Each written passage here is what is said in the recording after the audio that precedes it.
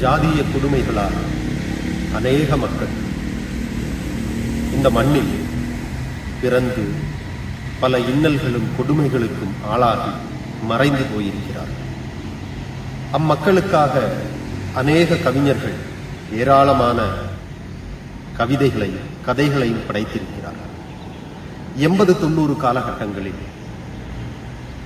இம்மக்களின் வாழ்க்கை இன்றும் அவர்கள் அனுபவிக்கும் அடிமைத்தனத்தின் எதிரொலிகளை இந்த உலகிற்கு வெளிச்சமாய் கவிதை மூலமாக காட்டியவர் திரு KKS தாஸ் அவர்கள். மரியாதை நிமித்தமாக ஒரு முறை அவரை சந்திக்க நேர்ந்தது.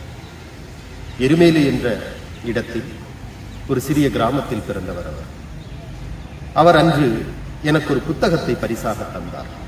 100 மறுபடி என்ற அந்த கவிதை புத்தகம்.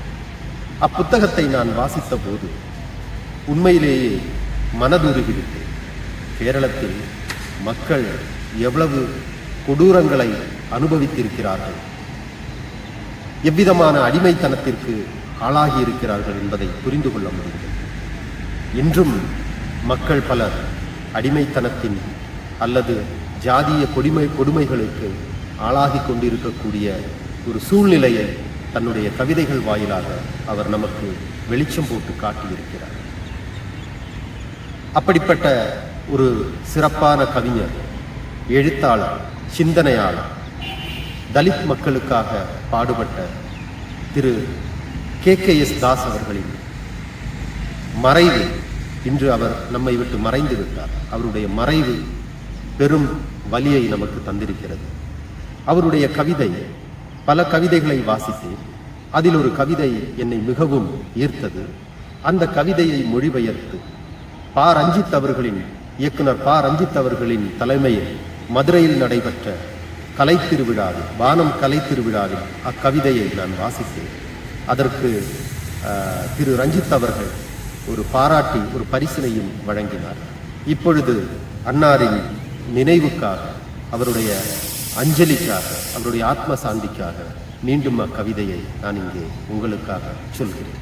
தாளும் தகரேம் காடும் மலையும் செடியும் கொடியும் நெல்லும் புல்லும் வேரும் கிழங்கும் ஈந்தை புளியும் அரித்து பறித்து பொறுக்கி எடுக்க அறிவாள் இடுப்பில் திருகிச் சொருகிய சிறுமி பெண் அவளே, காளிச்சினம் கொண்டாடி கருப்பு மண்ணிற்கு பொலிவு கொடுத்திட்ட கருத்த குழந்தைகளே, கரும்புலி செம்புலி சிங்கக் குட்டிகளே, வாளெனது வாளெடுத்து வேலனது வேலெடுத்து காலனது கயிறெடுத்து மாடனை போல் நடை நடந்து வா. மண்ணிற்கு வளமாய் ஆறுக்கு நிறமாய் சேற்றில் எரிந்து மிதித்து தாழ்த்திய சிறுபான்மையினரும் தலை வெட்டி குருதி சிந்தி பல்லும் நகமும் நாவும் நீட்டி வானம் முட்ட வளர்ந்து நடந்து வருகிறார்கள். மலை விடுங்கி மலை எரிந்து பனை பறித்து நதி கலக்கி நீர் தெளித்து காடு குலுங்க நிலம் பதற கருத்தவர் அங்கே உறக்க கூவுகிறார்கள்.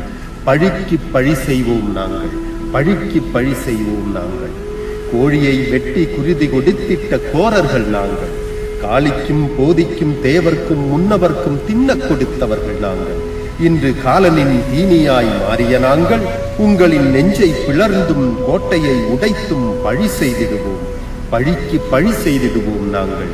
உங்களின் பத்தாய புறையை சவைத்து துப்பிய கருத்த ஆத்மாக்கள் காட்டை குலுக்கி சங்கிலியை உடைத்து கரங்கள் உயர்த்தி உறக்கச் சொல்கிறார்கள். எங்களின் இரத்தத்திற்கு உங்களின் இரத்தம். பச்சையாக பிடரி வெட்டி பலி கொடுத்ததற்கும், அழகிகளின் துணியவிழ்த்து தோலுரித்ததற்கும், நிலம் எரித்து தாலி நட்டு குடியொழித்ததற்கும், மண்ணும் பெண்ணும் உள்ளொரு காலம், தாயும் தந்தையும் உள்ளொரு காலம், நின் கோட்டை கொத்தளம் கோவில் இல்லத்தையும் அடியோடு அழிப்பேன் நான். எங்களின் இரத்தத்திற்கு உங்களின் இரத்தம். காலம் கண் திறப்பது கண்டு நிலவரை தட்டி நிறைவரை தட்டி அரிசியும் திரியும் தூக்கு விளக்குகளும் உயராடைகளும் திருவாபரணங்களும் பட்டும் கட்டும் தட்டி உடைத்து அவர்கள் ஆடுகிறார்கள். அடிமை சிரித்து அடிமை சிரிக்க உயர்ந்தோன் நடுங்கினான். சிரிப்பில் பகைமையின் தீச்சுவாலைகளால் கண்ணகிமார்களின் இதயம் துடித்து பிடுங்கி எடுத்த திருவாள்கள் திருவாசல்களில் நின்றிருந்த திருமேனிகளின் தலையெடுக்க இரத்தம் ஆராய் ஒழுகியது. காளி உறைந்தாள் கருமாடிகளின் இதயம் குளிர அரங்கதிர ஆடிப்பாடினர். பழிக்கு பழிவாங்க அறுத்த கைகள் உயர்ந்து எழட்டும். பிடுங்கி எடுத்த நாவுகள் தீ நாவுகளாய் கொதித்து எழட்டும். கணக்கு தீர்ப்பதற்கு ஒவ்வொருவராய் உதித்து வருவோம். நன்றி, வணக்கம்.